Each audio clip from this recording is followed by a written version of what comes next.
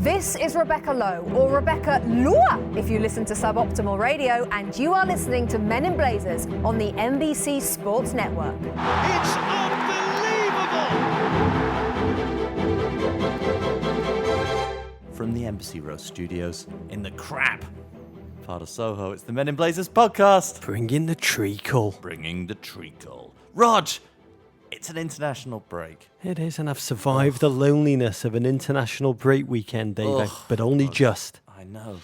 I did very odd things this week. I thought a lot about my own death. Yeah. One of your favourite things to do, Rog. When there's no football. You love a good think about your own death. I thought a lot about Orson Welles' words this weekend. We're born alone, we live alone, we die alone. Yeah. Only through our love and friendship can we create the illusion for the moment that we're not alone. Oh, it's just an illusion. And by love and friendship, I think he meant love of football and friendship with the two wobbies. Yeah, podding. Who I miss terribly, and podding. Podding. Do you feel during an international break, life has a strange kind of weightlessness? It's like existing in a kind of zero gravity atmosphere. I floated around my house like Bullock in Gravity. It's like forgetting about football for a moment is a little bit like when you're asleep and you're dreaming and you forget, you suspend disbelief and you believe in like sort of really crazy things, and you don't believe like you could actually go to a meeting and no one is wearing any trousers and it doesn't feel weird. Crazy things, crazy thoughts, like early morning generosity that filled my weekend, and I would guess 9 out of 10 of our listeners did amazing things at the weekend. We got a lot of great tweets at FCDC. 1052 tweeted, offered my missus breakfast out. Whoa. Trying to be helpful. My son shouted, he's only saying that, Mum, because there's no Premier League this weekend. At Dan Arestia tweeted us, you have no idea. Took her out to breakfast this morning. I think by her, he means his beloved partner. Mm-hmm. I was still wearing full Arsenal kit, though.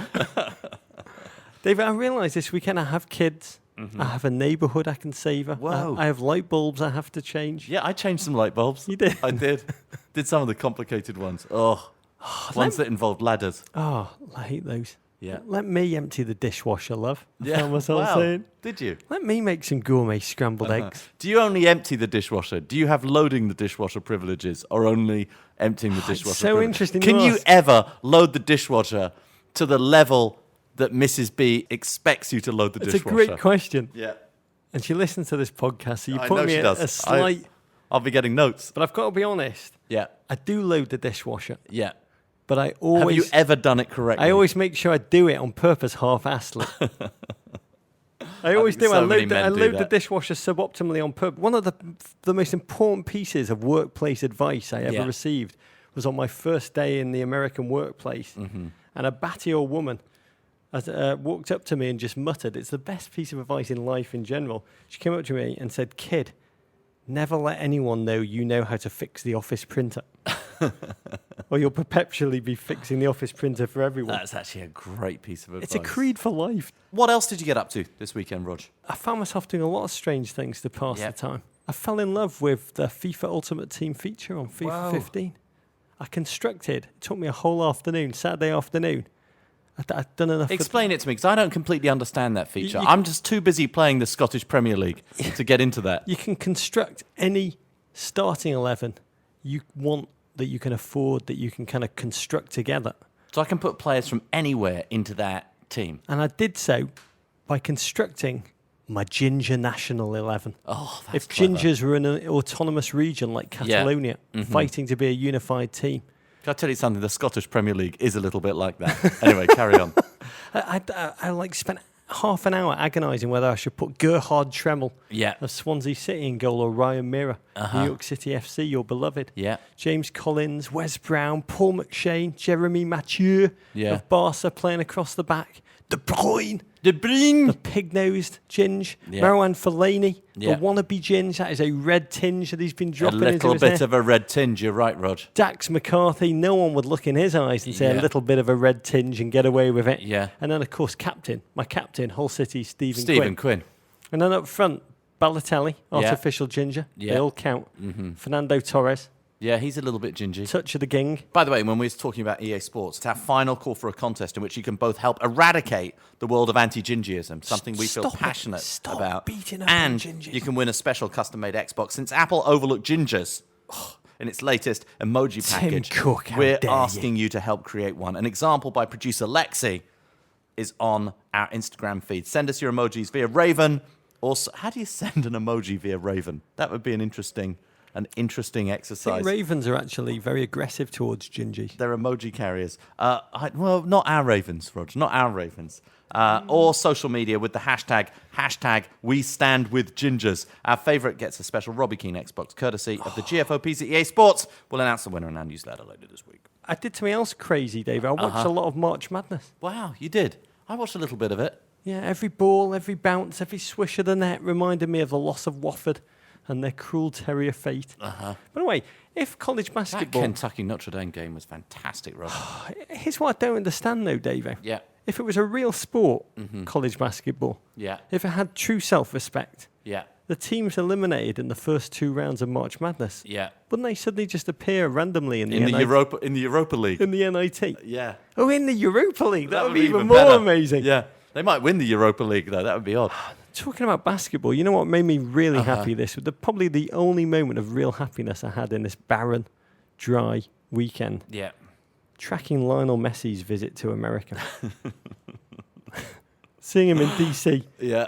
laying the groundwork for his inevitable move to the Chicago Fire. Oh, really? Is that where he's going? To spread the rumour. Okay. And he spent his time mostly meeting American sporting royalty and then beaming impishly by them. Yeah. Beautiful photo of him by RG3. Yeah. Amazing photo of him by Ovechkin.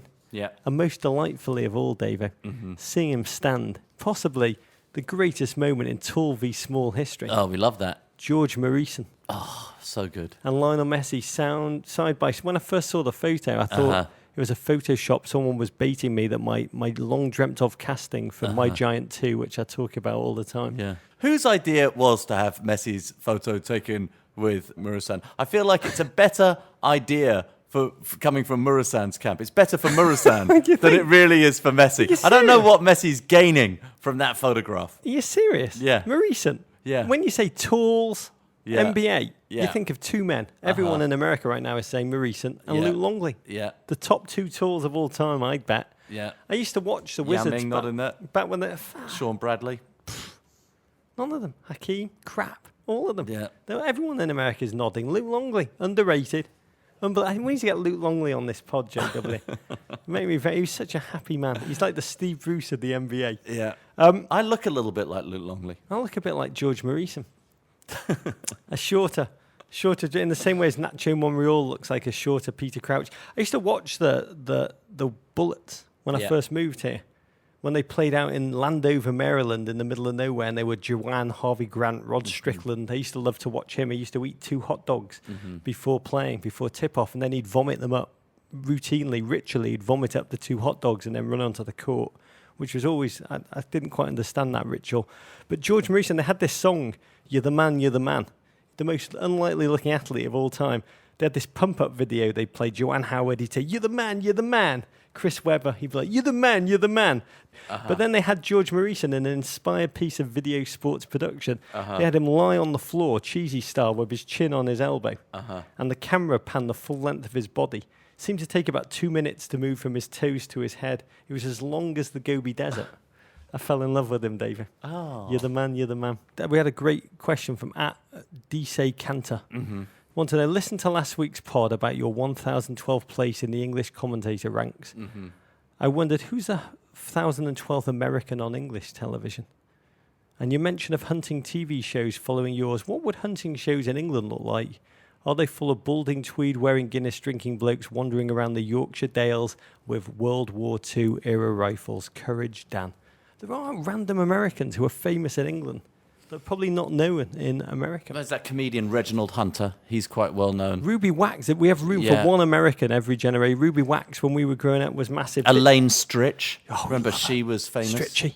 David Schwimmer is still hot. Yeah. But only in like Burnley and Sunderland. I think they still think he's a famous. Yeah, there's another American TV presenter over there. I can't remember his name. Kelly Monteith, but I think he's Canadian, was big when we were young. You trade him for us. Yeah. There's like some international brokerage firm that trades them for and what would an English hunting show look like? There is one. It's called Antiques Roadshow.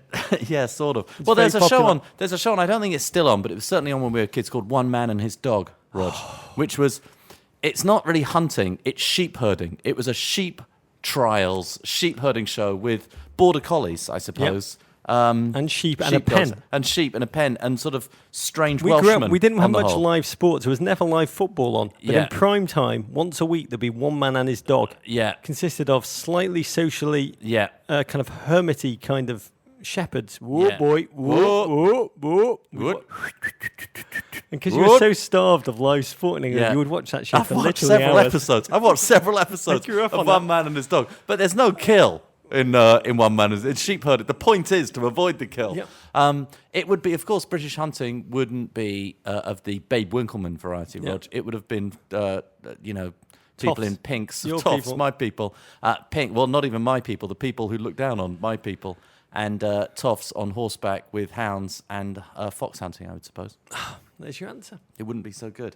Okay, Rog, we've got a packed show, which is amazing, seeing as we're in the middle of an international break. We're going to break down the Von Traps games against Switzerland and Denmark. We're going to celebrate international footballing phenom Lord Harry Kane. We're going to recap Euro 2016 qualifying and talk about an MLS's edition of Minnesota United FC. We're joined by arguably the most powerful man in all of Burnley, the one and only Dave Fishwick. Can't wait for that. Okay, Rog, let's crack open the Guinness. Let's get to the football. To World Cup 2018, David. Is it still happening? Oh no, that's the one that is. That's one that we're playing Russia. It might not happen, Rog. That's the one we're going to win. And by we, I mean the US men's national team. Yeah. Okay, Rog, to the football, the international break, football's equivalent of a rebound romance. You lament mistakes from the past, you attempt to enjoy the present, and try and convince yourself the future looks promising, even though you did this before and decided it didn't. Sorry, I was going back into my own past.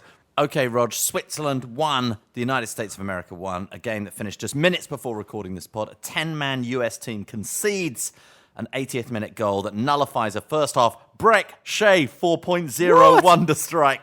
Today's match comes after the Von Traps lost 3-2 in Denmark last week, with the former toast of North London, Lord Nicholas Bentner, netting a hat-trick. So yeah, we said a 10-man US team. We could get to the Josie Altidore incident, Rog. Yeah, I mean, we'll talk about both games. I think the big overarching headline is a bit of a head-scratcher. US, since 2014 World Cup, they've scored 11 first-half goals. They've scored just one in the second 45. Their opponents have scored 3 times in the first half. They've scored 12 in the second. So they are very Jekyll and Hyde. There's a huge gnashing of teeth. The World Cup bloom has truly fallen off the Jurgen Rose, Davo. So much anger, so much disappointment, so much self-loathing about these friendlies. I know. And I'll say, my headline is, there's things worth getting angry about in football. What's worth getting angry about in football, Rog? I mean, for me, here's how I think about it. I just spent 4 hours this week watching players writhe and pucker themselves on Jurgen Klinsmann's casting couch for the Gold Cup. I don't get angry about any of that. Yeah. The only thing I can get angry about after those 4 hours, Davo, is the new US jersey. Oh. Do you know what that jersey reminds me of? So bad. It looks like it was lifted from Liverpool's Warrior reject pile. But this is pretty amazing considering how, even though we cheered for this team last summer, we loved them, even though we didn't like the jersey, we made our case against the jersey, against it looked like one of those cheap lollies, one of those cheap ice creams, those cheap frozen ones. Yeah, you buy at a dodgy ice cream truck, Rog. But this jersey is even worse than that. When we were kids, there's a department store in England called C&A, and they make some of the worst I think stuff. it's a European. It is. C&A is just terrible. And when I was a kid, remember I told you the story about my red UCLA sweatshirt, which I was so proud of until I realized that the colors of UCLA are actually blue and yellow. It's just poorly made stuff. They would make tracksuits when we were kids. We loved tracksuits. And I could never afford an Adidas tracksuit or, a tracksuit Umbro, something that real footballers would wear. So my mum would go and buy C&A tracksuits. And there was something always a bit wrong with the C&A tracksuit. The stripes were in the wrong place, had the wrong colors, everything felt cheap. This two stripes going feels like a C&A uniform. Yeah. I both agree with you, but I also feel like you've kind of let us into a lot of your life since then has been trying to compensate and making up for that. A childhood wearing a C&A It's the sole reason I Tracksuit. got good at tennis, was so I was good enough that people would give me stuff for free.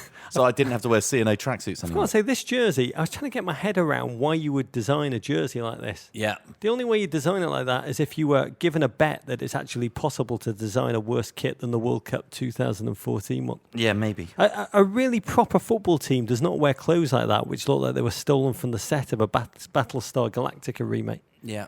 At Resident 90660 said the new US men's national team jersey looks like a printer that ran out of ink. We've got to stop the madness now, Davey.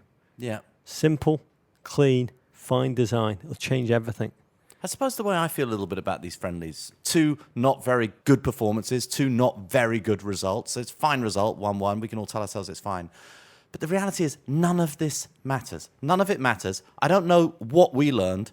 I don't know what Jurgen can possibly learn from this. I don't think any of it really matters. I Roger. learned a lot.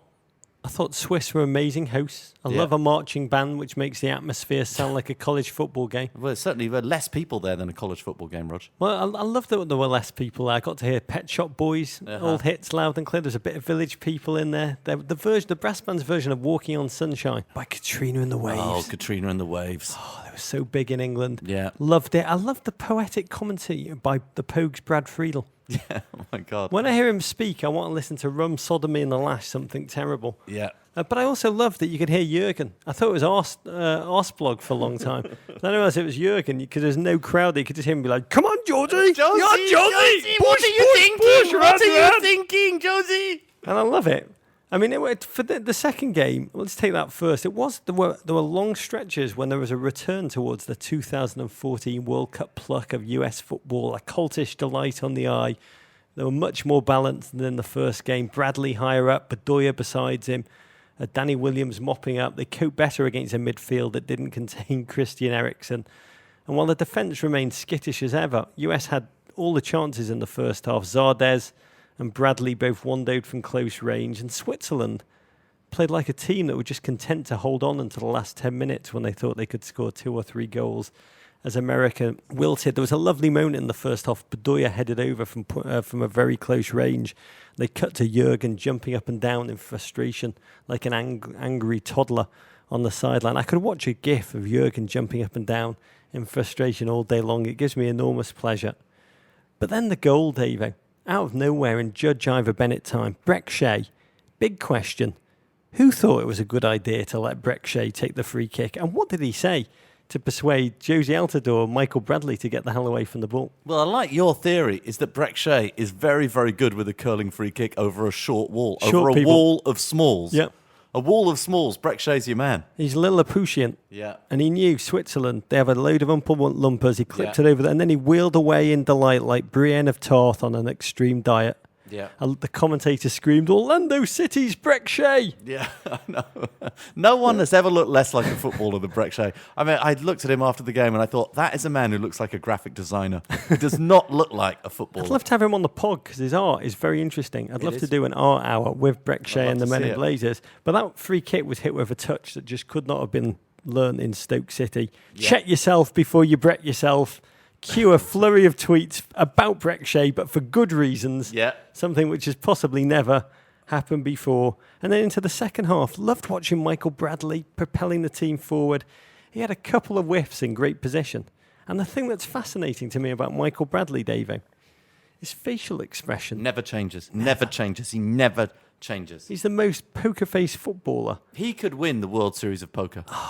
You know how footballers miss and they normally scowl or Yeah. like cover their hands or lift their shirt up and put it over their face? Not Michael Bradley. Not a flicker. At JJ Barker tweeted us, Michael Bradley may be the most miscast 10 since Dudley Moore met Bo Derek. That's so good. And then Josie. Oh, Josie. What are you thinking, Josie? Oh, I told you not to think. Never to think. Josie, we talked about this. If you don't think, you don't talk, Josie. What happened, Dave? Let's just say this. You have to try really, really, really hard to get a red card In a an friendly. international friendly. You have to I mean, say you what? really have to. So I've got to credit Josie to Yeah. some degree, Dave. Yeah. Well, Fox helped us because you were actually looking down at your notes during the game when this happened. And I was like, oh my God, Josie's just been sent off. Because it came out of nothing. You know, it was Arsenal-y, Roger. The US were attacking. They lost the ball. It was back in the defensive third. I mean, it was a pretty horrible foul. Yeah, I mean, Josie, after the first game, he'd Yeah. said, the US need to be harder. We need to be tougher. We need to be more physical. He was pretty hard with that foul there, David. Yeah, but Josie is not really a physical player. We've said before that for a big guy, he's one of the least physical big guys in football. Yeah. And it says he ran after the ball, he chased the player, he's in the defensive third. It was a pretty nasty foul. And first of all, I thought he'd been straight red carded for the foul because it was so late, so cynical. In fact, and I think Fox helped us when they did the blurring over his mouth on the replay, he definitely used the F word twice. I think he against said the ref. Heidi sucks. Yeah, Swiss people. He said something. Your novel Heidi, it sucks. I think Yeah. it might have been lost in translation. Yeah, you get sent off in Switzerland for that, though, Rog. Yeah, you get the universal truth in all sports. Officials do not like to be told to f*** off. They just don't, Davo. At Tomat1602, a red card in a friendly is like getting fired on your day off. Yeah. Yeah, that's it. Zlatan, Stevie G, Josie, all the greats get a red card, Davo. Yeah. Switzerland got an equaliser from a set piece. People will make the Of course point they did. that, you know what, it didn't matter that they were a man down because a set piece, it doesn't matter. It's like an even team against an even team. But you've probably a man down, which is why you give up the set piece in the first place. Anyway, so it ends up... Yedlin and Morales both jumping for the same ball. I mean, the best part of that- Valentin Stocker didn't Yeah. celebrate the goal. Yeah. I mean, mostly because he's hoping for an MLS move is the Yeah. only reason. Because he wasn't that he scored against his old team. But we Yeah. love Timmy Chandler putting his arm up on for the offside. goal line, screaming for offside. Yeah, when he's looking straight back up the pitch towards the And player he who happens just to be scored. the player who is keeping everybody else Totally. inside. I love a that remarkable performance. At Holy Calamity tweeted us, when we Americans send bribes to FIFA, can we also start asking them to shorten official matches to 75 minutes? Yeah. A great suggestion. I thought, Davo, Yeah, there was a lot there to feel optimistic about. yeah. Or was it just that the Danish game was so brutal, so savage? I mean, watching that game in general, I was about as excited as Sarah Jessica Parker at an NHL game. The most pleasure I experienced the whole time was whenever Ian Dark carefully pronounced the host town, House. He never misses an umlaut, that bloke. It's an amazing way to approach life. But talk about a huge gnashing of teeth. This was a fascinating reaction to the loss in Denmark. I mean, it was a pretty good performance. I mean, I worry what the US really gained from these games. I know you say there's things to be optimistic about. There are very few people here, very little atmosphere. A Swiss team who didn't seem to work particularly hard or seem to care particularly about this game. Ultimately, I think great for Breck Shea's confidence that he's scored that goal. I think that Jurgen's taken a look at a few new players. But I wonder, really, going into this game on April the 15th against Mexico, which is really, for me, where the US season starts, I wonder how much Jurgen has really learned. Well, I think it's lovely to see Michael Bradley begin to play with a modicum of confidence again. I think Zardes will be better for the experience of an international tour. I think Danny Williams was fascinating. Bedoya looked terrific in the second game. I mean, we had a chance to see Josie and Aaron Johansson play together, not badly. I mean, the honest truth is that the Denmark game it was gruesome on the eye. It was about thinking about Mariah Carey and Brett Ratner doing it. But then out of nowhere, David, the 20th minute, Josie. Have you ever thought about that? A lot since I found out they were Really? dating. A lot. Wow. It's just a very dark, very complicated cultural coupling, Yeah. I'd say. Also, don't throw me off, David. 'Cause Yeah, I don't want to think about now Brett Ratner and Mariah Carey doing it. I want Yeah. to think about Josie, the good Josie, 20th minute, covered by two defenders, somehow banking the ball off the two defenders into the net, Harry Kane style. Even more than his goal, I love Josie's thin pencil moustache, the most hyped piece of facial hair since Tyrion Lannister's beard in the Game of Thrones trailer. I've got to say, if Josie Altidore keeps scoring goals like that, he'll get the big Premier League move he's always dreamt about. 27 goals for the US in just 79 games, now 80 for Josie. And then the game got very, very concavey. And essentially came down to a big mistake by Jurgen in the game plan when he probably just put up on a huge chalkboard, "Don't worry about Nicholas Bender. He's total crap." Yeah. 27 goals and 65 caps for Lord Bentner. I mean, Bentner is a striker, Davo, who's scored more tabloid headlines than goals. Yeah. If you're not familiar with the work of Bentner, his career is just a litany of DUIs, stumbling out of nightclubs with his pants around his ankles, car crashes, public fights, including So un-Danish. a classic last year in Copenhagen in which he had a drunken bout of fisticuffs with a taxi driver and then proceeded to dry hump the taxi in front of thousands of tourists taking photos of a professional footballer trying to sex up an automobile. Yeah, as one does. And so the big storyline of this game, Bentner to MLS, Josie to EPL. Yeah. But the thing you're right about is that for professional footballers, these games are hard. They arrive jet lagged, they train for a tiny amount of time, and then they're thrown on with kind of players they've never played alongside, particularly at the back. I mean, these games are very difficult, but which makes me wonder why there is such an outcry surrounding the loss. I mean, the outcry level after the Denmark game was like Howard Schultz race together level outcry, David. This was a friendly. It was less an international game. It was more like one of those reality singing talent contests where they have all those in the first round, the aspirational body shapes and sizes lining up to save their 10 seconds in front of the Alfredo Morales on. Okay, you stop singing now. Alfredo Morales is like one of those guys who creep towards the microphone with fear, unleash a sound like a kitten being strangled, and are then humiliated by Simon Cowell, or I guess Alexi Lalas, in the Simon Cowell role. I know Jurgen admires European football, Davo, and has deep-rooted connections to Tottenham Hotspur, but him setting up the US back four to play in a Spursy style is taking that a little bit too far. I just wonder what the whole point of going to Europe is in the middle of European qualifying, when Switzerland are actually in a dogfight in their group. They're in the same group as England. They're in a dogfight with a few teams to go and finish second place in that group, one would assume, behind England. You just wonder what the point is. The Swiss fans didn't turn up in that place. There was no atmosphere in that place. You know, there was a time when the US used to go to Europe and people underestimated them. That's never going to happen anymore to this team. There's a time now where there are countries in the world you can go to where people really want to beat the US, which means that it's there's some pressure on the US there. There's some aggro. There's something that feels a little bit like tournament play when you go there. But instead, you go to Switzerland, no one's really watching. There's no real pressure on the game at all. It just feels like an odd thing to go and do. And it's a little bit of a... And there are moments in the end of the first half where, you know, Jurgen's walking off and he's getting hugged by all the Swiss players. It feels a bit more about Jurgen and his love of European football than it does feel as though it's something really good for the US team. Go to Panama. Go to like somewhere within our zone. Go to somewhere in South America where people still want to beat the US. I mean, at Paul Carr ESPN, the great Paul Carr tweeted, the US has 7 wins or draws in 12 European road games with Klinsmann. They had 7 wins or draws in 26 European road games from 1992 to 2010. Jurgen is definitely preoccupied with Europe. He says that's where the music was played. The next couple of games we play Mexico here, and then we're away again to the Netherlands and then Germany. So there will be time for us to beat up ourselves, America. This is not it. He's definitely fixated on Europe being the place where the excellent football is played, where his players need to test themselves at the highest level.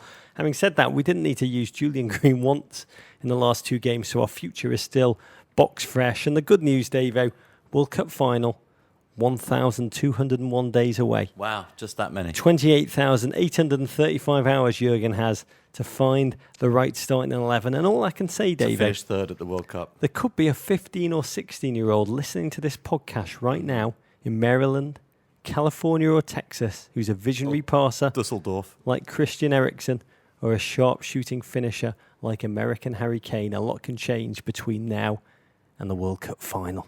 Very true, Rog. In Euro 2016 qualifying, England for Lithuania 0, another game that is almost meaningless, Rog. England remains unbeaten at the top of Group E after a routine win at Wembley. Goals from Wayne Rooney, Danny Welbeck, Daniel Sturridge had England cruising. In the 73rd minute, just 79 seconds after coming on, Rog, Harry Kane, who else, scored in his England debut, converting all non-believers and prompting a religious shift, the likes of which England hasn't seen since Henry VIII took the church away from the Pope, away from the Church of Rome and formed the Church of England. More Harry Kane porn. It was exactly what a nation needed. He's no longer a mere Jeremy Lin, English Jeremy Lin. He's more like a greater American. He's Matt Saracen. Yeah. Clear eyes, full hearts, can't lose, Davo. Oh, he is Matt Saracen. 2 touches, familiarise himself with the Wembley turf, Yeah.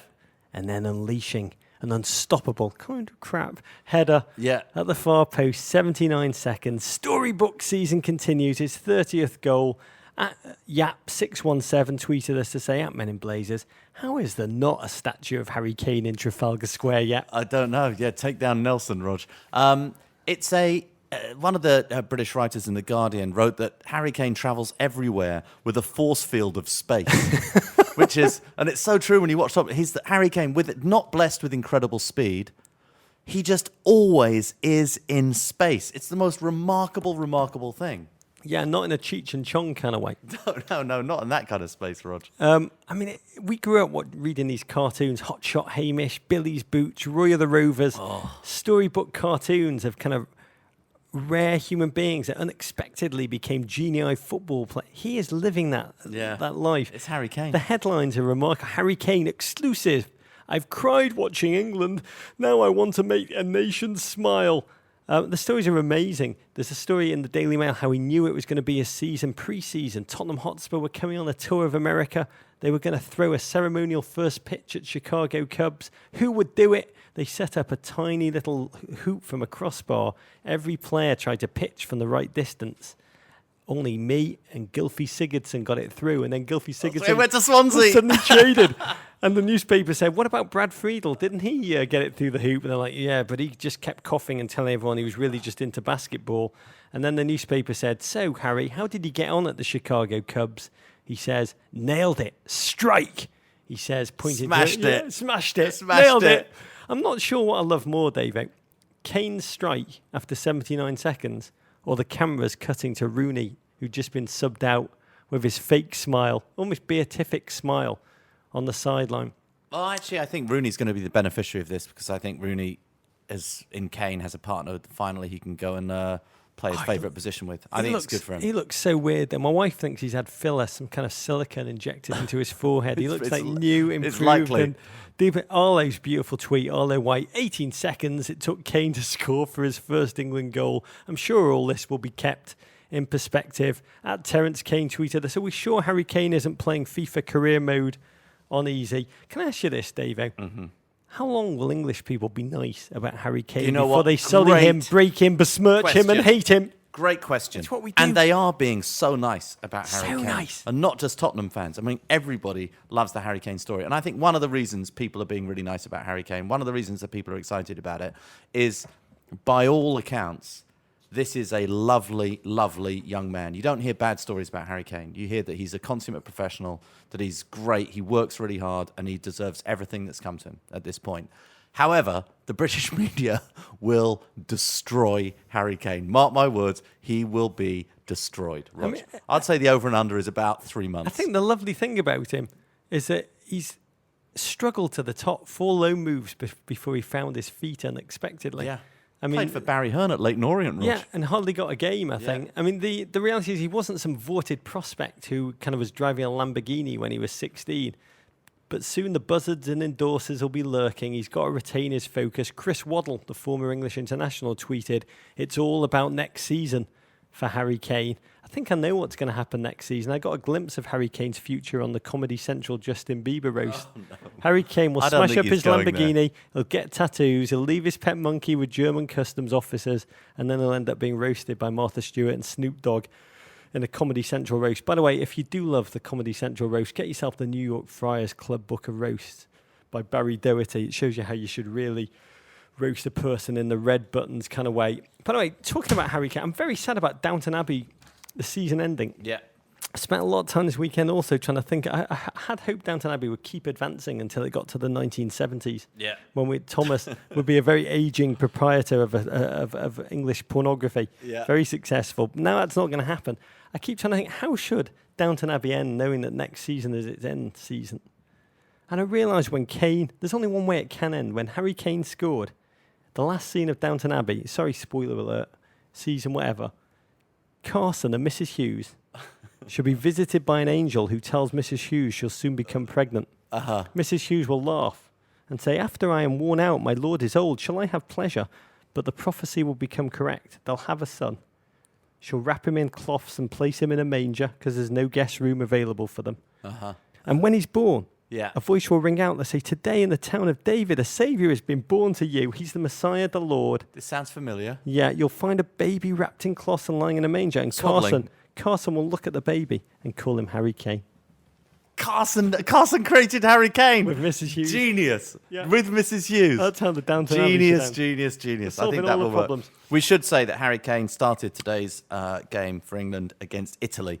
Another friendly, Rog, in Torino. It's taking place as we pod. It's going on behind me on ESPN3. I have no idea what's Let me ask you this. Wayne Rooney, Mm-hmm. with his silicone implants, he says England are a different proposition since the World Cup because they found, quote, an aggressive streak, a Josie Altidore aggressive streak. How do we know? English group is such a breeze. It's like the CONCACAF kind of World Cup qualifying. What would you prefer? Would you prefer that they have the cosy group they're currently navigating, or have kind of tougher tests that get them in the kind of battle-hardened England are form great that they at can win the qualifying. Euros? England are great at qualifying. England were great in qualifying for the World Cup. England were great at qualifying for the last Euros. England have no problem qualifying. Unfortunately, that's not the point of tournament football, Rog. It's about what happens when you go to the game. I've stopped watching the England national team. Didn't even watch the whole game. I've started watching the under-20. I'm just watching age group football now. Our under-18s and our under-21s are actually really, really good. England under-21s came back from behind, beat Germany, Rog. They beat Germany 3-2. England under-18s, fantastic. Adam Armstrong from Newcastle. What a performance, Rog. England under-18s, they beat Switzerland 6-1, I think. Just I love killed your them. approach. You like to pretend we have a bright future rather than have your dreams shattered No. and broken. They'll be crap by the time we get to the national team level, but we might do quite well just in the age group levels. Qualifying, since we were knocked out of the 2008 Euros in qualifying, England have won 25 games and only lost 7. A They're phenomenal amazing record. at qualifying. Well, I've got to say, part of me thinks international football is crap. I'm now so used to the English Premier League and the Champions League. The product, international football, because the players are not familiar with each other, they're not hardened together as a unit. It just doesn't compete. It's like eating dietetic chocolate. You know, we didn't talk a lot about this when we were down in Brazil. Pretending there was good air, football. Pretending there was but good we football. did to each other the whole time, is that the football played, I mean, at World Cups, it's incredibly hot. These players are a long way from home. They're not very happy. Coaches are very tactically defensive. But these teams are just not molded in the way that club teams are molded. And I think with Americans starting to watch a lot more football, are starting to realize how crap all of this international stuff is. Which is why I think FIFA, playing around with the World Cup, moving it to, I think they're giving. They could destroy the brand, Rog. The World Cup might not be a brand in the future. Really could be crap. Yep. Really, really could be crap. Totally agree. And I think the Euros, now they've gone to these 24 teams qualifying. I mean, I think France is going to be the last hurrah, Rog. Gooses, golden eggs, Yep. Sepp Blatters, Von Yeah. Garbers, MLS. Other Euro 2016, which I basically just null and voided by saying it's crap and useless and who cares about it. In other news from something we don't care about very much, Shane Long scored a stoppage time equaliser against Poland, Rog, to rescue a point in Dublin, keep Ireland's 2016 hopes very much alive. Wales go to Israel. They win 3-0, Rog, I'm sorry, behind 2 goals from Gareth Bale. Wales sit atop Group B, 2 points ahead of Israel. Why 3 Israel? ahead of Belgium. Why? Those two teams are playing against each other right now. Belgium are 1-0 ahead. Excruciatingly crap, Israel. Good news for Gibraltar, Rog. The mighty Jib scored its first goal of qualifying. It was against Scotland, so it's mitigated in Glasgow. The bad news, they still lost 6-1. Scary scenes, Rog, in Montenegro. Did you see these? Terrifying. Against Russia, their game against Russia in Podgorica, where a brawl between the teams prompted the ref to suspend in the 67th minute. The melee came after objects thrown from the stands hit Russian players, including goalkeeper Igor Akinfeev. That was a horrible, horrible scene, Rog. He was struck with a flare. He was taken to hospital, treated and released, thank God. When the game ended, it was 0-0. One friendly of note, Argentina defeated El Salvador 2-0 in a match that featured the most egregious football-related musical error since we conceived our theme tune, Rog. As the teams lined up before the game, organisers at Maryland's FedEx Field mistakenly played. Listen to this. Mistakenly. Oh, it was just a mistake. They played the national anthem of the Isle of Man instead of the national anthem of El Salvador, Himno Nacional de El Salvador, prompting the crowd to whistle in disgust and leaving the players confused. Isle of Man, what are you doing having a national anthem? Isle of Man is a small island between It would be like sort of north of Wales to the west of England to the east of Ireland. It'd be like Nantucket having a national anthem. Yeah. It's cocky. Yeah. It's arrogant. You're not a country. What are you doing with one? Yeah. Secondly, I think someone's punking DC's massive El Salvadorian community. Amazingly proud, amazingly support, an amazing support base for their national team in this country. Himno Nacional de El Salvador, David. You know the lyrics. A stern barrier protector. That's one of my favourites. Against the clash of vile disloyalty ever since the day when her soaring vile flag disloyalty. wrote freedom with its blood. I How do you love mix blood. that up with our island thus blessed, no foe can molest, our grain and our fish shall increase. Yeah. Different. Do you know what? The foes don't molest it because they have no interest in going there, Rog. They're not interested in your grain or fish. I hope heads roll for that. It's disgusting. Yeah, very, very true, Rog. In Premier League news, because we do have some Premier League news, even though there was no Premier League football this weekend, Barclays, Rog, will not renew its $60 million a year sponsorship deal. One of our GFOPs told us this, actually, a little while ago, when it's up at the end of next 178 season. million. Yeah. 3-year deal is up. They've been Yeah. a title sponsor of the Premier League since 2001. The only Yeah. other title sponsor was Carling, which did it from 1993. Who will replace them, Davo? Yeah, have to see. Do they have to begin with a B so it can continue to be called the BPL? Yeah, in this maybe. country? I would say 178 million a year to sponsor the Premier League is a pretty good deal, Rog, for 3 years. You would. Here's who I've got. Yeah, okay, go. Who I'd like. My first choice. Fishwick. I'd like Pi Yeah. to sponsor it. The Pi Premier League. It just sounds right. You mean the symbol for pi, the 3 points, whatever? I mean the English Pi lobby. Yeah. Which are as powerful as the NRA in America. They are, But in yeah. England, the Pi lobby. But the EPL would have to pay Pi to lend them their brand for that one. They'd have to reverse pay. So they probably wouldn't go for that. So the only other idea I've had, Davo, the perfect sponsor for the English Premier League, Yeah. with the game taken off here in this country, in America, would be Major League Baseball. They could call it MLB EPL. MLBPL. Yeah, In well- the MLB EPL. Yeah. Just listen to me. Yeah, okay. Baseball people. Your Yeah. sport's about to kick off April 5th. Yeah. I love it. It's chess with chewing tobacco. Not many kids like it. Yeah. So attach your dying sport, your Yeah. corpsey sport, to one that's vital and relevant to the Yeah. young American audience that you used to like, that you now cover. It's not only logical, it's actually self-destructive for new commissioner Rob Manfred to fail to make it happen. Yeah, it's a Bring genius. back the kids. Genius idea, Yep. Rog. MLB EPL. I think it could happen. Oh, it's catching up. In other Premier League news, I'm sure news that's going to delight you, as the Barclays bow out, John Terry re-ups, Rog. He signed a new 1-year contract with Chelsea, bringing him into his 18th season Oh, he has. with the club. When I Rog. read that he'd re-signed, I thought he'd resigned. No, I got quite no, no, excited. no. It's a 1-year contract. Yeah. At Goose_CFC_GFOP. Yeah, might be a Chelsea fan. One of your people. Yeah. He said, thoughts on your favourite CFC captain signing a new contract, ? At least you'll have another year of JT jokes at your disposal. I mean, look, all John I've Terry, got. I'm not surprised he's re-signed for the team. He's still a very good captain. He's the captain of the team that are leading the Premier League at this point. He is still arguably the best defender in the Premier League, the best central defender in the Premier League, not because of his speed, not because of his necessarily doesn't get forward in the way that he used to as a younger player. He used to be a rampage. I was watching John Stones play for the England under-21s, by the way, this week, Rog. He was fantastic. John Terry was like that as a younger player. He was a rampaging. He could actually dribble the ball. He could carry the ball forward. John Stones has that same passing ability. John Terry was a very, very good passer as a younger player.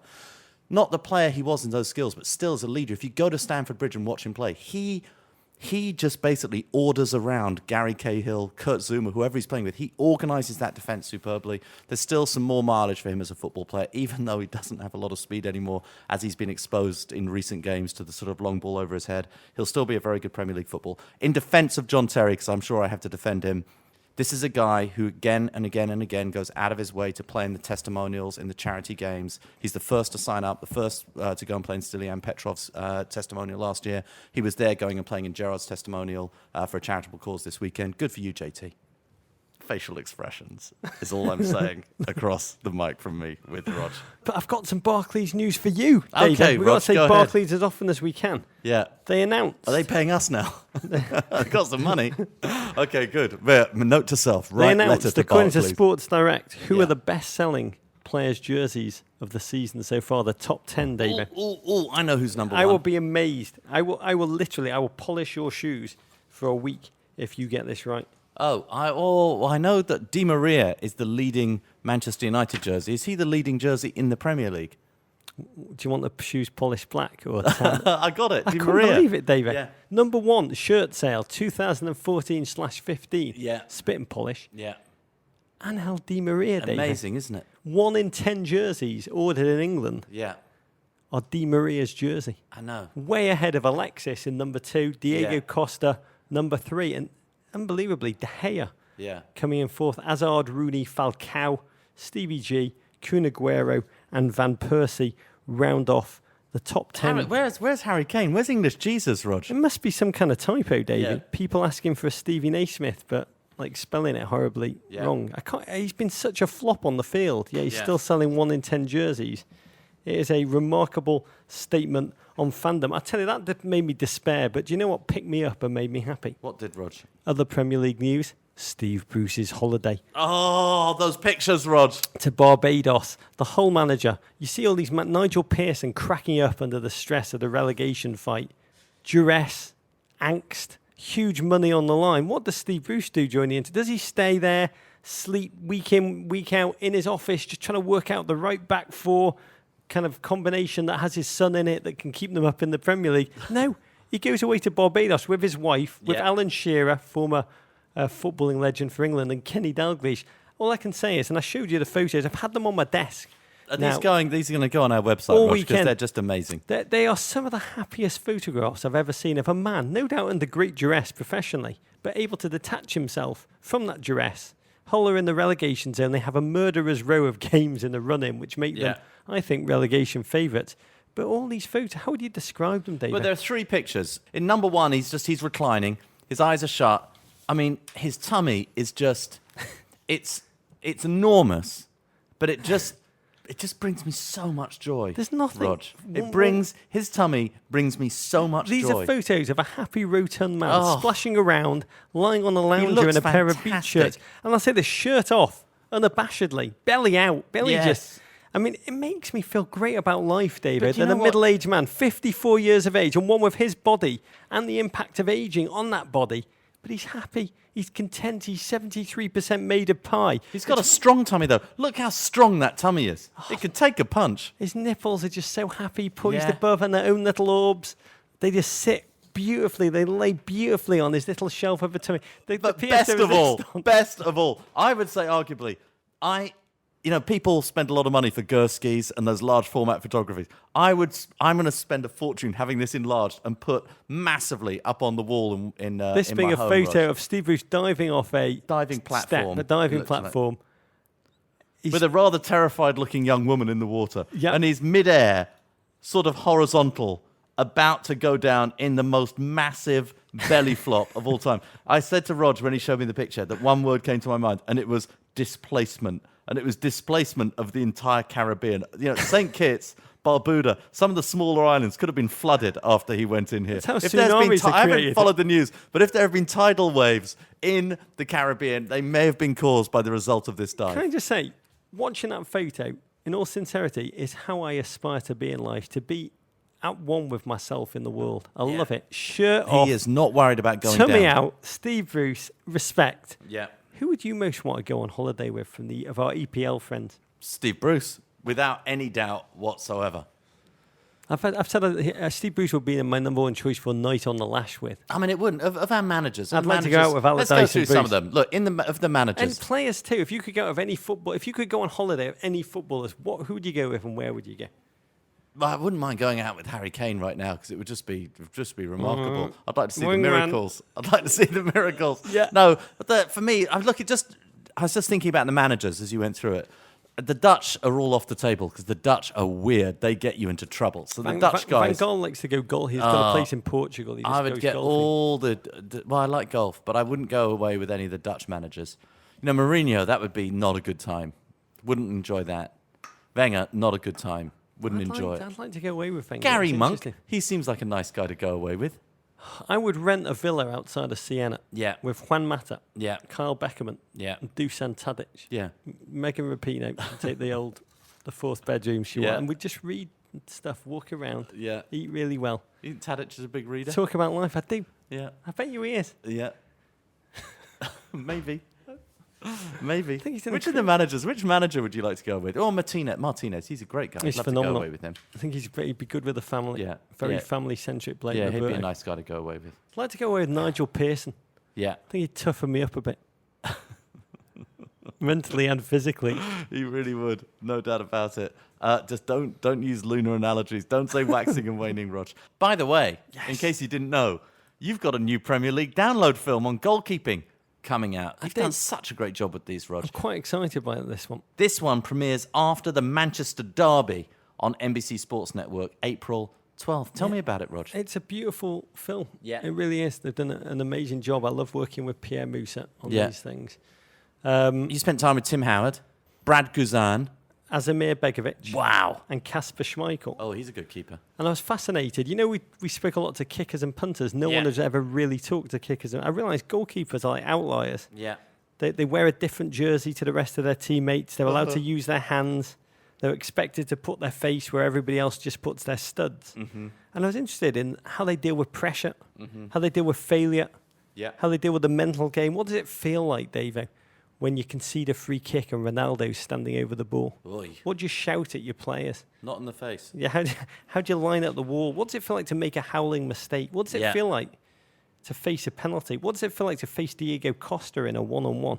And most interestingly, do they feel worse when they concede But at it's the near been post? at the near post. This is genius, Rog. I asked all of these goalkeepers, just to give you a taste of it, I said, what do you feel like when you've conceded? And they all talked about how awful it was, how they allowed themselves 20 seconds to process what happened, why it happened, and then they immediately shut it out of their mind so they can focus on the game again. And then I said in my little boy voice, I was like, do you feel worse?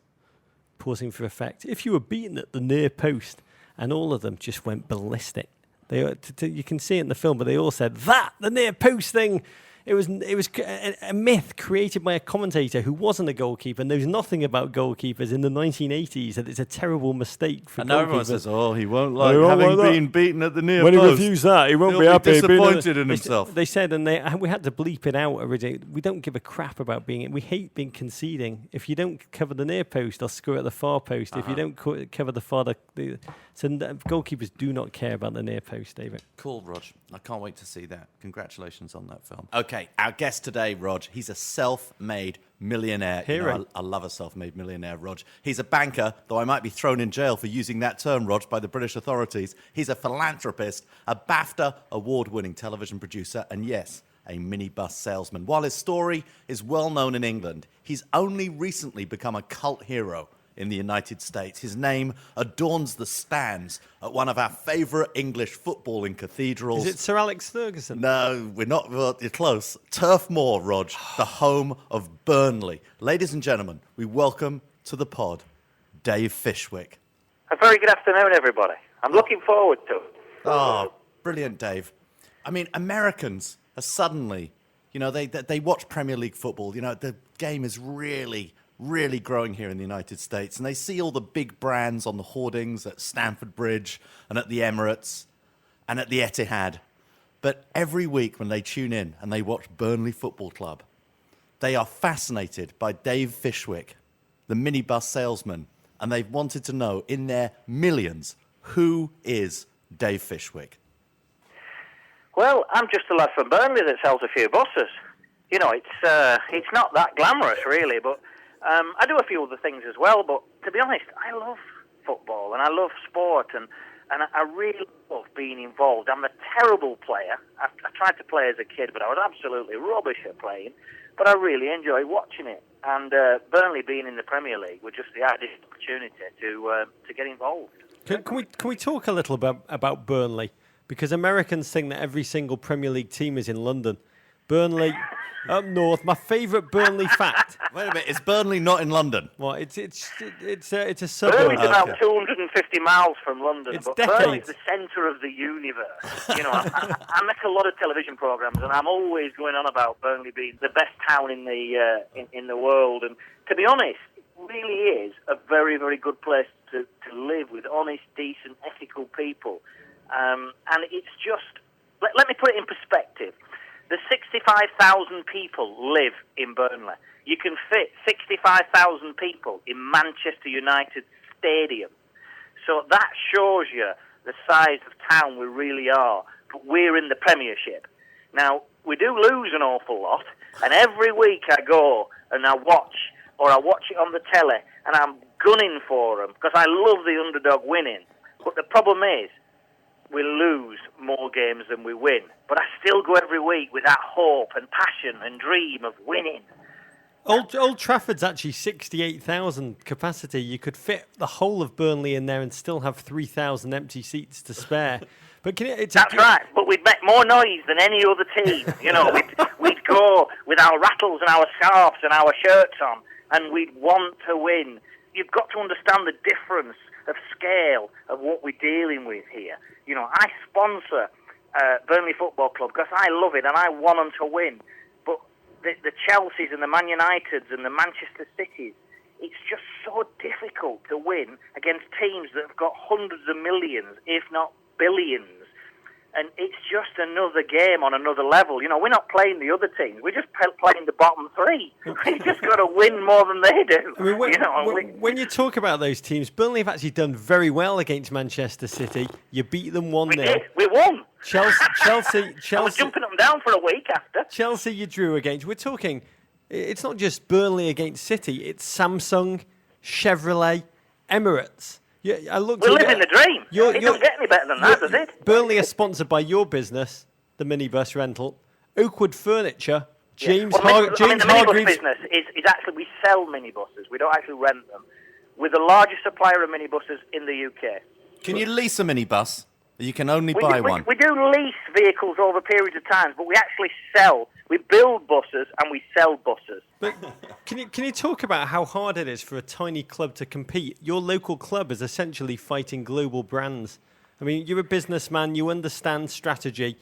How is it possible for this? You know, I own the Bank of Dave, and I have a board there that actually says Bank on Dave. So the next time you're watching a football, if you look to the right side of the goals at Burnley, there's this little board that says Bank on Dave that's been hand-painted.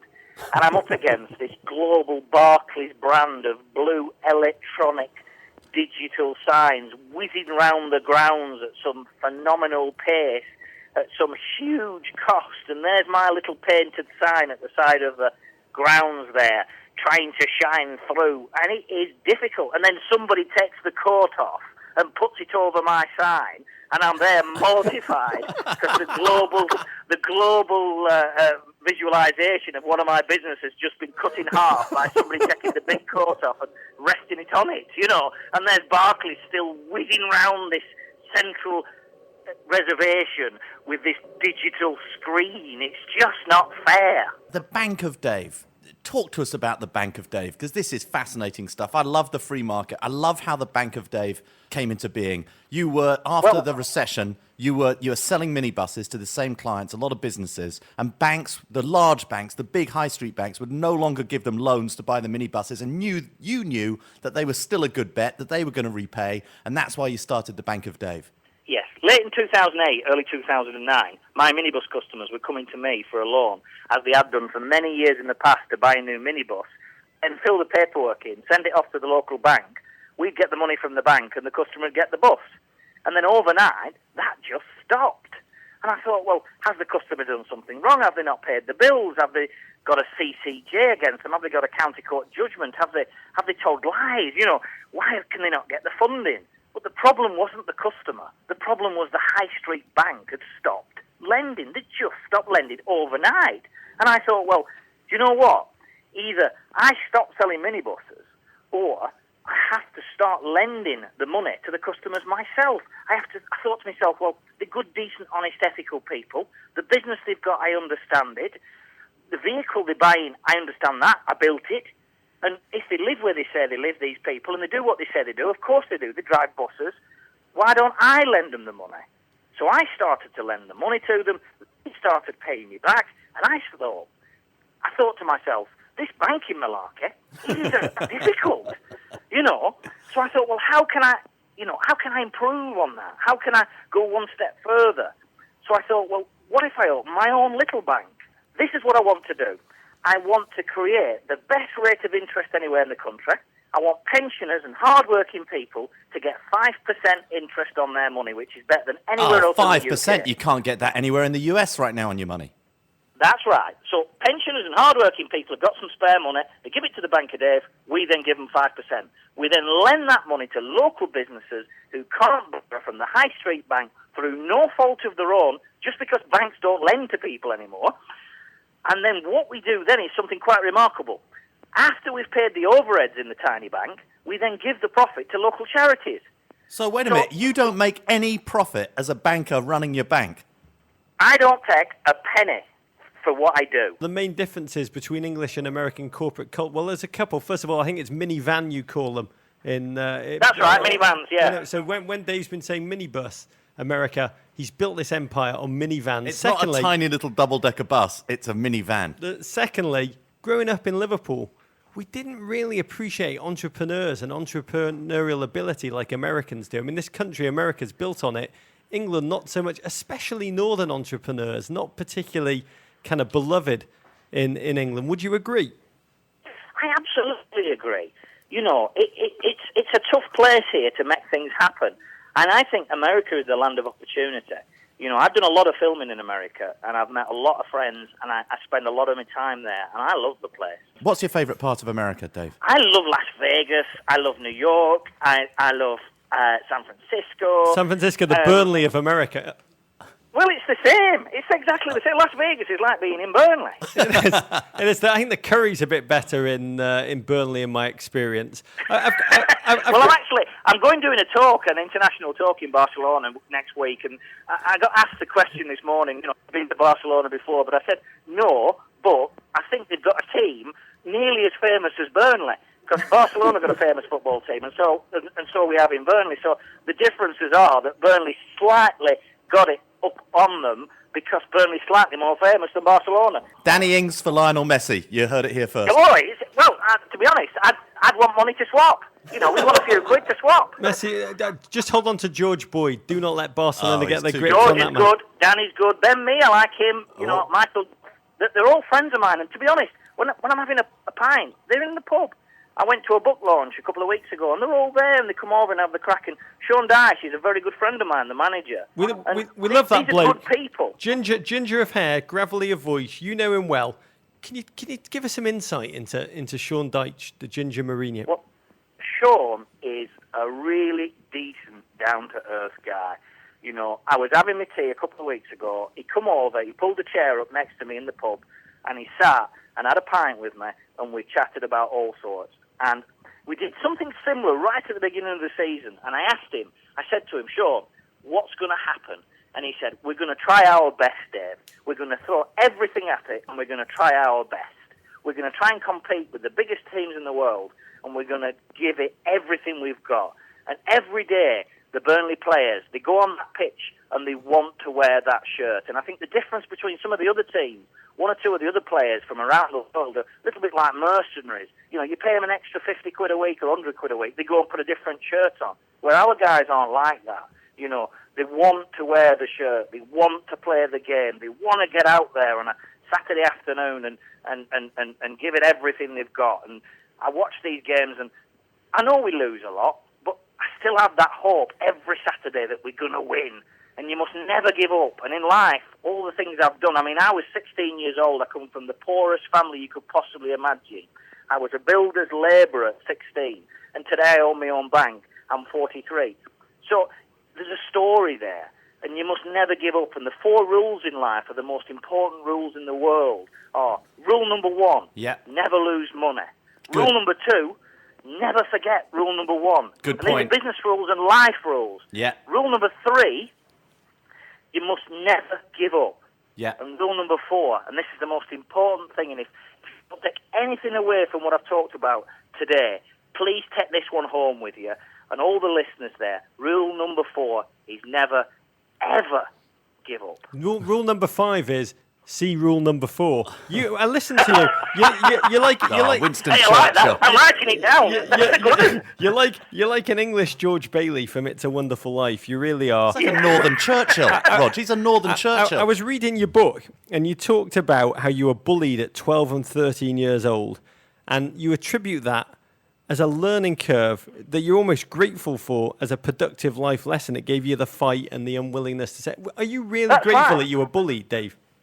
I was bullied terrible as well, and not just once or twice. It was every day. I was kicked, punched, and I had to learn to fight back. And when I did learn to fight back, and I learned to fight back by about 15 years old. I was frightened of nothing and no one on the planet. And that really did structure the rest of my life. And the thing about bullies, they don't like it when you hit back. They're like Tottenham, Dave. Nigel Pearson's pretty terrifying. Yeah, Nigel Pearson is. Do you still see some of those bullies around Burnley, though, Dave? I don't. And to be honest, it's, a lot of people moved away. A lot of people say some nice things, when they see me these days. And a lot of people knew me when I was younger and struggling. And now they see me today, flying across in my helicopter or my plane. I love a chopper. I have a chopper, yeah. Oh, wonderful. I fly it myself, actually, as well. It's, I use it a lot for business, but, I started with absolutely nothing. I didn't have the price of a chip butter, and that's what it goes on about in the book. A chip butter. I've got to say, you and I have lived parallel but different lives. I started really well, and then it's all been downhill from there. But let's talk about Burnley. Let's talk about Burnley for a second. I don't like to bring it up, but you've given a nice segue. It's not where you start, it's where you finish. You're in the bottom three right now. You're playing Spurs this weekend. Still got games against Villa, Hull, Leicester. Big 6-pointers to play. How confident? How confident are you, Dave Fishwick? They're the easy ones. Will Burnley be a Premier League team next season? I hope so. I really do. And I live and breathe the football and the sport. And I love to win. But I've had to get used to going every week and watching, as not win on many games. But it's not the winning always that counts. It's the taking part. And there's one thing for sure: Sean Dyche and all the team will get up on a Saturday morning and they will give everything they've got. Dave, we've got a lot of listeners, a lot of viewers in the United States, a lot of Americans getting really into the Premier League. Many have fallen in love with Burnley. They're making trips, they're making pilgrimages over the Atlantic to go and see Burnley at Turf Moor. Can you recommend when they head over to Burnley? When they head over to Burnley, where should they eat? Where should they have a pint? What should they see in Burnley for the perfect Burnley experience? Burnley is a wonderful town full of decent, honest, ethical people, very warm-hearted. The football club is the centre of the universe for the people here. We've not got a great deal. We've got what we've got, and we've no beach, we've no seaside, but we've got beautiful scenery, we've got lovely countryside, we've got a fantastic football team, we've got big hearts, and it would be wonderful to see the Americans here. It really would, and I, for one, would welcome them with open arms. Give us a great name of a pub, great name of a place you can get a good pie. Well, I think there's lots of pubs. I mean, I love the Eagle. I think that's a fantastic place. It's just on the outskirts of Burnley. But to be honest, all the pubs are a lot of fun. The pies and the pints are the best you could possibly get. And really, it's about the atmosphere as well. Last question from me, Dave. This week, big news. Barclays have announced they're relinquishing the rights to Premier League sponsorship. Have you thought about stepping in? The Dave Fishwick Premier League's got a nice ring to it. The DFPL. Well, I thought about the Bank of Dave rather than the Bank of Barclays Premiership. What about the Bank of Dave Premiership for proper people? For decent, honest, ethical people. That'd be fantastic. When you're watching Burnley at Turf Moor, you're watching George Boyd run up and down, Daichi is shouting, and you just look up for a second. You, the guy that was bullied in Burnley, 12, 13 years of age, and you look up at that stand and you see Dave Fishwick minivan sales.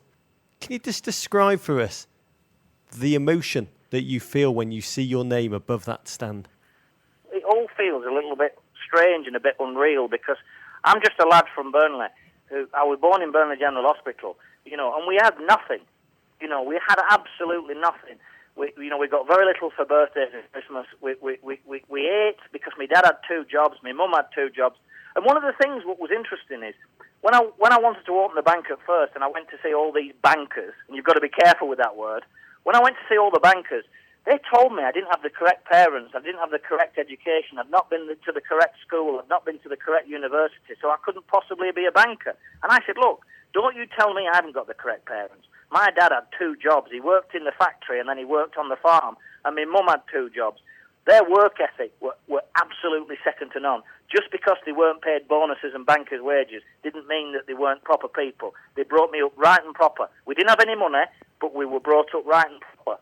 And I feel that when I'm in Burnley, I'm surrounded by good, decent, honest people, and I don't think I'd want to live in one of those cities where it's full of bankers. I don't think I'd want to be surrounded by them. You know, amazing, Dave. You know, don't hold this against me. I'm a Chelsea fan. I was at Chelsea earlier this season when Burnley came and got that magical 1-1 draw. Frankly, could have stolen it. It was at the amazing. End. And I was blown away. So lucky. I was years- bouncing up and down on the floor watching it on the telly. In years and years and years of going to Chelsea, I've never been more impressed by a group of away supporters than I was by the Burnley fans. And just watching the Chelsea fans, the Burnley fans drinking, communing after that game, and all the banter, and just all in good nature. It was just an absolutely impressive bunch That's of what people who football's came down about, that day. isn't it? The football should be about banter. You know, I go and watch Accrington Stanley occasionally, which I don't know if you've... Yeah, a lower division side, right? Yeah, that's right. And I go and They watch make Accrington Burnley look Stanley like Real Madrid. Yeah.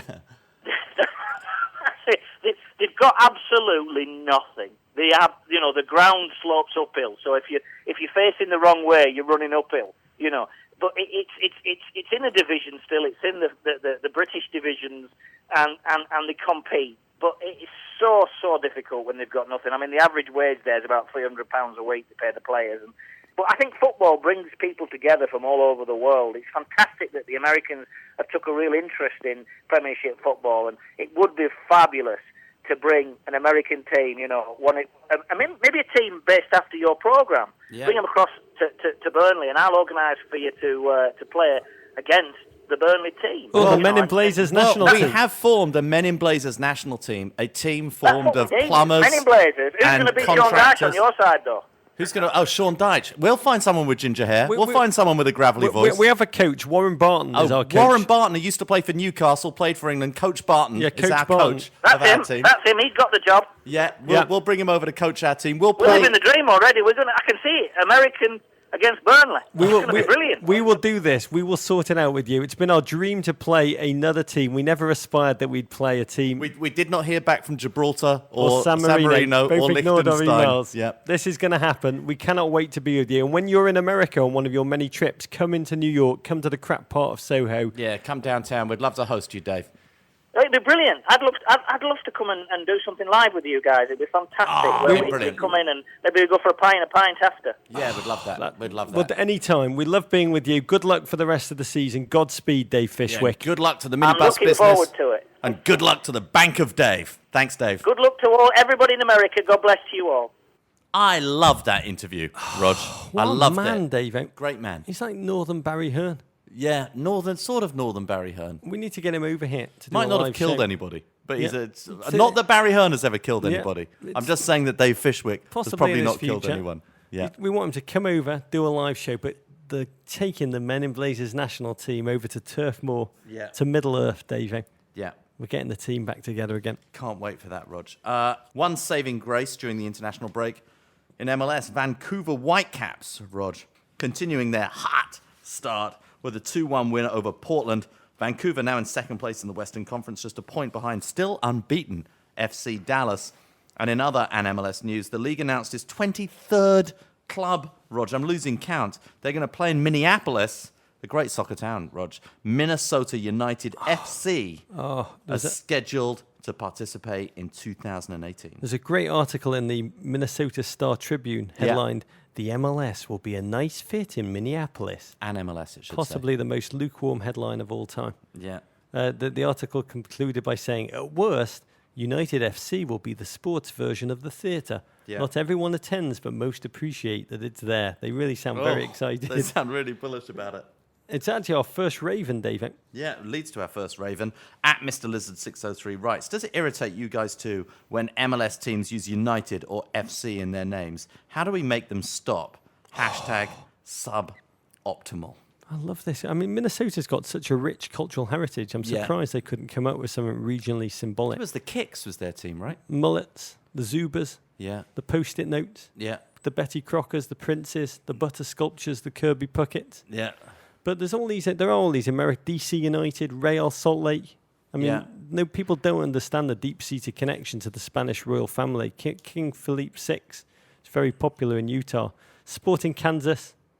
I don't know why you'd add Sporting to your brand when without it, you could actually just call yourself one of the greatest AOR acts of all time. Dust in the wind, baby. Yeah. Do you hate the American appropriation of European or world football names, David? It doesn't really bother me, Rog. Really? It doesn't really bother me. I just want the football to be good. It bothers me. And it's all football. So I'm Bothers fine me. with it saying football club. Bothers me. Yeah. Terribly. Do you know why? Why? I just think they use the wrong ones. Would name an American team who is man enough to call themselves Young Boys. Yeah. None. Not one. Deportivo Wanker Yeah. in Peru. If an American team called themselves that, like Miami Wanker, David Yeah. Beckham, I know you listen to this, Yeah. I'd instantly pledge allegiance to your team. Yeah. Aston Toledo. Yeah, based on the indigenous Andean people. Yeah. Imagine the choreographed hand gestures the fans could do if you name your team Wanker. Yeah. The merch you could market. It's a goldmine for the brave owner. Yeah. But Dynamo Wichita. Yeah, my favourite team name of all time, and I hope MLS jump all over this one, Yeah. Botswana Meat Commission Yeah. in Big, Botswana. great. Works great. in Botswana, it'll work Yeah, here. it'll work here. Okay, Rog, the winner of the coveted Guinness Men in Blazers poet, philosopher, soccer scribe, Raven of the Week is Aaron Brink, Rog. And he writes, here is my question. I think that it is clear that the millennial generation is beginning to wholeheartedly embrace soccer. But what happens to the older generations? How do soccer ambassadors like yourself try and convince the elders on the merits of the sport? When I lived in London, I took my dad to a game at Stamford Bridge where Drogba scored a last-minute winner and he fell asleep in the middle of the game. Granted, they were playing Wigan and he was jet-lagged. He loves sports and appreciates the game for its skill. Is there an EA Sports FIFA equivalent for converting the mass of older generations, or do we chalk it up to a lost cause and resign the popularity of the game to millennials and younger? What a question. Yeah. What a question. I mean, a lot of the older people are still very into stickball from Yeah. the streets of Brooklyn. Yeah. From back, it's hard to wean them off that, David. Yeah. And you know what? They're not wrong. In their generation, soccer was crap. The reality is that the soccer that they were fed and told to love was mainly crap. I think we can just let them go. Let them be. Let them have their attitudes, Roger. Let them drift off. Yeah.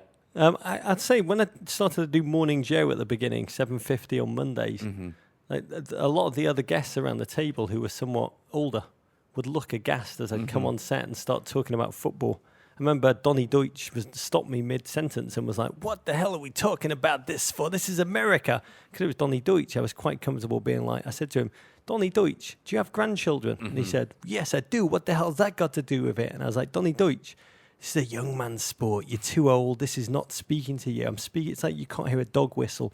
You can't hear the allure of football. And then a week later I went on and Tom Brokaw let me get 5 words out, and they showed some of the Chelsea game. Tom Brokaw stopped me speaking, and he goes to Morning Joe Scarborough. He goes, "Why are we talking about this? This is an American show. This is a And because it was Tom Brokaw, he's like the Queen, isn't he? Tom Brokaw. I didn't want to cut him off, so I just let him go. It was the most awkward 3 minutes of television, as Tom Brokaw essentially just kind of called me a communist on national television. And I just left set, and I said to the producer, I said, I'm never going to go on air with Tom Brokaw again, ever. It was embarrassing. I felt terrible. And then a year and a half later, I went on again. Tom Brokaw was sat there, and I said, I can't go on with Tom Brokaw. He's going to mock me again. He's going to humiliate me. He's going to embarrass me in front of like all these people. And they were just like, go on, he's changed. And so I did. It's a big game. Was Aston Villa against Leicester, I started. And Tom Brokaw cut me off again after 10 seconds. And he goes, and I was like, inside, I was like, oh, God, this is awful.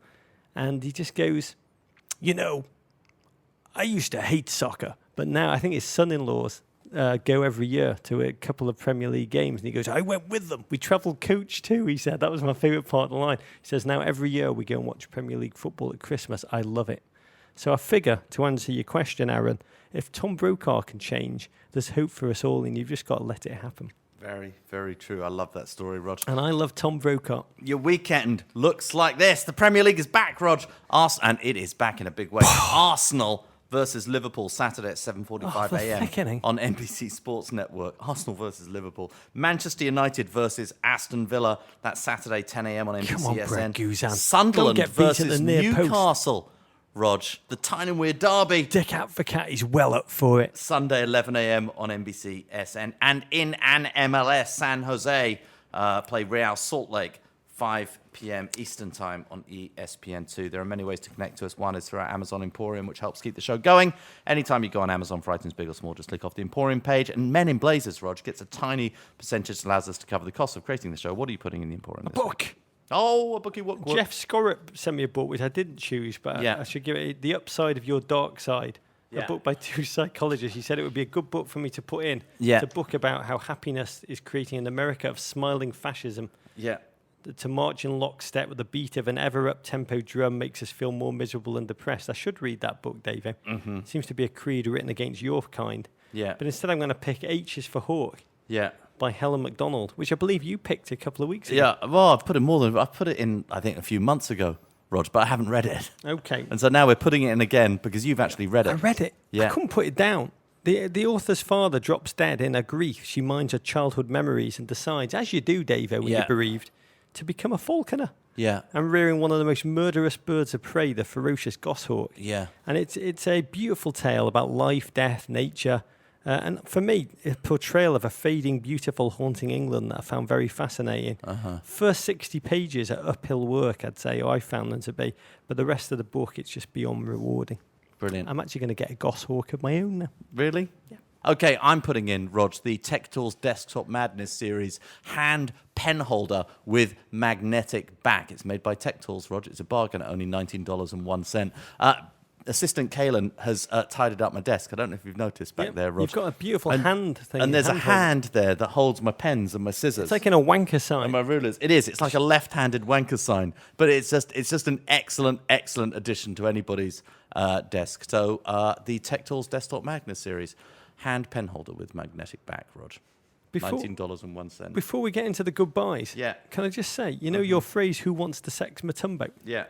Alonzo Mourning, thank you. Yeah. He went on highly questionable and confirmed that it actually is a true story. That Mutombo did used to go into bars and shout out. I never doubted it. Who wants to sex Mutombo? Mutombo went on last year and said it never happened, it's a myth. Yeah. Mourning went on and said, no. Not only did he used to do it, but it works. Which has got me thinking, what kind of a mindset would you have to respond to that question? Yeah. Who wants to sex Mutombo? Me, please. Yeah, Dikembe Mutombo is like a good-looking man. He's a star athlete at Georgetown, Rog, and in the NBA. Yeah, but who wants to sex Mutombo? Yeah. Who wants to make sweet love with Mutombo? I'd put my hand up. Yeah.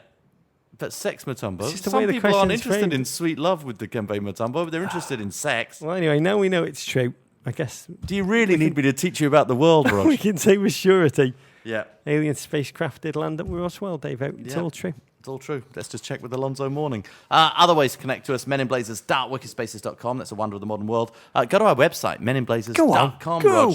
Not only can you look at the pictures of Steve Bruce, you can also sign up for our newsletter, The Raven, which we produce with our partner Guinness. You can follow us on Twitter, at Embassy Davies, at meninblazers, at Rog Bennett. Follow us on Instagram, at meninblazers, and at embassy_Davies. Go to our Facebook, Rog. We've got a subreddit, meninblazers.reddit.com, maintained by GFOP's Akshay, Calvin, and Alex.